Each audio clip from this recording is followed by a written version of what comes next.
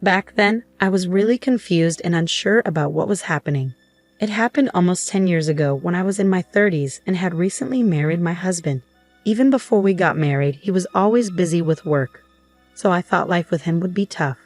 But he was hardly ever home, and I felt really lonely. At first, I tried to let him relax when he did come home, but I started feeling more and more frustrated. I got upset every time I saw him. My husband tried to make me feel better, but if he saw I was still unhappy, he just ignored me. I really wanted him to pay attention to me even though he was busy with work because we were married. I was so caught up in my feelings that I couldn't see things clearly anymore. Whenever we argued, he would promise things like, "I'll settle down soon, and then we can go to that island you love." But he never did. "I guess work is more important to you than I am," I would say. "If that's the case, you don't have to force yourself to come home. Seeing you so busy just makes me sad." No matter how mean I was to him, he never seemed to take it seriously, and I started to worry that our marriage was falling apart. Soon after, my husband could sense that I wasn't angry with him anymore and didn't seem to care about him. I didn't suspect anything at first because he often went on business trips for work. But one day, I found a receipt and a hotel membership card in his suit pocket when he returned from a trip. The receipt showed that he had stayed at a hotel near our home on a day when he was supposed to be out of town for work, and he had earned points from more than one night. My husband was successful in his job and got along well with women at work. I started to think he might be seeing someone else. Why should I be unhappy while he's enjoying himself with someone else? I thought, so I started going out at night and making plans on weekends, despite knowing about his affair. It was fun at first, but eventually it became exhausting. I was tired of pretending to be happy and not being able to enjoy myself genuinely. Maybe it was time for both of us to move on. We were avoiding each other, not acting like a married couple anymore. It might be better if my husband was happier with someone else.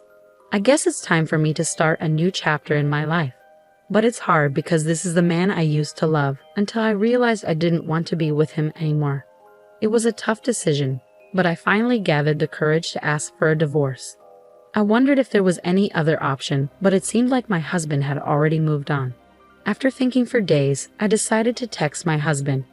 "Can you come home early today? We need to talk." I texted him on his phone, and he replied quickly, saying he'd try to come home soon. I couldn't help but think that maybe he didn't want a divorce, even though I was sure about my decision. But it turned out my husband also wanted a divorce. Just the thought of it made my heart race, and I struggled to breathe, feeling like my world was falling apart. It was clear his heart was no longer with me, it belonged to someone else. I told myself not to cry anymore. I decided to end things with a smile, at least. So I made up my mind and waited for him to come home. When he finally arrived around 9 p.m., I noticed he had lost weight unexpectedly. His eyes still looked kind, and his voice was gentle, but there was a huge gap between us that felt impossible to bridge. My husband, who wasn't usually talkative, mostly kept his head down and stayed quiet while I talked. I wanted to end our conversation respectfully, even though I felt like he was making fun of me. We were married, even if it was for a short time, and we were about to get divorced. So why couldn't he tell me how he truly felt? I got angrier and started arguing with him, but he stayed quiet and listened to me. I wanted him to speak up, so I told him I knew about his new girlfriend, even though he probably thought I was clueless. If he knew I was onto him, he'd probably get defensive and make excuses. When I said this, my husband looked surprised at first. Then he chuckled and asked, "Really? You knew?" I couldn't help but laugh at his playful tone, and it made him laugh too. It was the first time in a while that we laughed together, even though the topic was serious. It felt great to share a laugh with my husband again, like we used to. After that, we were able to talk more openly, which felt strange but good. Maybe it was because he realized I knew about the affair. He seemed more alive, and he suggested we stop fighting. "I don't want to leave you because I don't like you," he said. My husband agreed to my suggestion, and we decided to tidy up our room and sort out our things so we could leave whenever we wanted. These were all special memories, but I wanted to keep them hidden for a while. My husband usually held onto things for a long time, but today he didn't hesitate to let them go. "Take whatever you want, it's all my fault, so this is my way of making up for it," he said. As we cleaned up and only had each other's belongings left, I saw tears in my husband's eyes. Did he feel sad as we tidied up? It seemed so, and I felt the same way. You still have time to think about it, right? Let's take it one step at a time, I suggested. After finishing the cleanup, I took a break for the rest of the day and had a bath to relax. Even though I could ask for compensation from my unfaithful husband, it was clear our relationship was over. Plus, I didn't want to ruin my memories of him any further. As I got ready for bed after my bath, my husband came into the bedroom. He climbed into bed and gently pulled me into his arms. "Hey, this is strange and I feel sorry for your girlfriend," I said. My husband whispered, "Just one more time, I want to be with you." I felt tense. He hugged me, trembling. "Are you crying?" I asked, but he didn't answer. I noticed he felt lighter and thinner as I touched his back. "Are you okay? You seem to have lost weight," I said. His shaking stopped. "I've been trying to lose weight," he said, pulling away. "Okay, is there anything else? Are you sure you're okay?" It had been a while since I'd touched him, and I was surprised by how different he looked. My husband used to be muscular, but now he was slimmer. He said, "She likes me like this." I felt sad again. If he's doing it for her, why doesn't he just forget about me? I thought. I said something sarcastic that I regretted. "You're still the same. I like that about you. I hope you have a happy life from tomorrow. I'll pray for you wherever you are," my husband said, then started snoring. He always did things in his own way. "I hope so too," I whispered to him. I overslept the next day because I stayed up late cleaning the room. When I woke up, my husband was gone from bed. I found an envelope on the table in the living room. Inside were documents related to our shared property and a bank book with a lot of money in my name. There were also divorce papers. My husband's part was already filled out, so all I had to do was sign mine.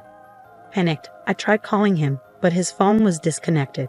I asked his family and friends about him, but nobody knew where he was. I even contacted his company and found out he had quit a few months ago, which surprised me considering how dedicated he was to his work. It's puzzling why my husband went to such lengths instead of simply leaving if he found someone else. And why is everyone keeping quiet? I'm growing suspicious of people, and not being able to contact my husband is taking a toll on my mental health. My husband had arranged compensation for me, and now that I'm free, I decided to spend some time in a place I love. We reached a remote island, which took nearly a day to get to from the mainland. It was sparsely populated, with about 3,000 residents. I had been there once with my husband and fell in love with its natural beauty and slow pace. He had promised we'd return once he finished his work. I miss him, but maybe what I need now is the peace and quiet of this place. I quit my job and moved to the island a few months later, renting out my house.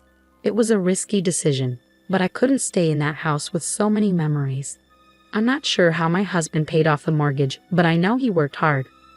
I didn't want to disregard all the effort my husband put in, so I felt hesitant to just move on without understanding everything. There were so many oddities, but I couldn't ask my husband anymore. I decided to spend time on the serene island, unwinding and letting myself relax. I gradually adjusted to island life and got to know my neighbors. Although I had enough resources to live comfortably without working, I found that doing nothing made me feel even more down. So I started helping out, assisting the elderly residents with their needs. At first, I was seen as an outsider, but as I got more involved, I was relieved to be accepted as part of the community. While settling into my routine, I found out from a colleague that a new resident had arrived from the mainland for medical treatment. He had fallen ill and chose our island as his final stop because there were no medical facilities available. Moving to an island without medical support is challenging unless you're well prepared. The thought of taking charge was daunting, especially when the new resident requested a visit and I was the only one available.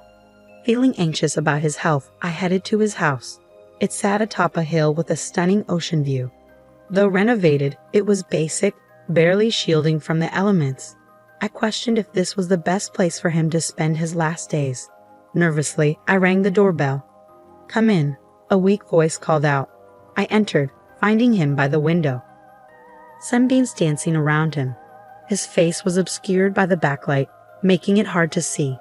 "Nice to meet you," I began, but as he turned towards me, I froze. It was my husband, or rather, my ex-husband. We were both stunned into silence, just staring at each other. Finally, he spoke, a mischievous smile on his face. "You found me," he said. I was so confused by his presence, given what I'd heard at work, that I could barely form words. My husband took my hand and guided me to sit beside him, holding it until I calmed down. I couldn't find the words to say, and as I sat there was a knock at the door. Wiping my tears, I opened it to find an elderly man standing there. He seemed taken aback by my tear-streaked face, but entered and sat beside my husband. "How are you today?" he asked softly. My husband replied that everything was fine and started chatting with him. The elderly man was likely the island's only doctor. I recalled my colleagues mentioning that there were no hospital facilities on the island, making the clinic nurse and doctor crucial. It seemed my husband had come to spend his final days here. Though it was his choice, I listened closely to their conversation, wondering if there was anything I could do to help. After about 10 minutes, the doctor left. I couldn't resist and followed him out.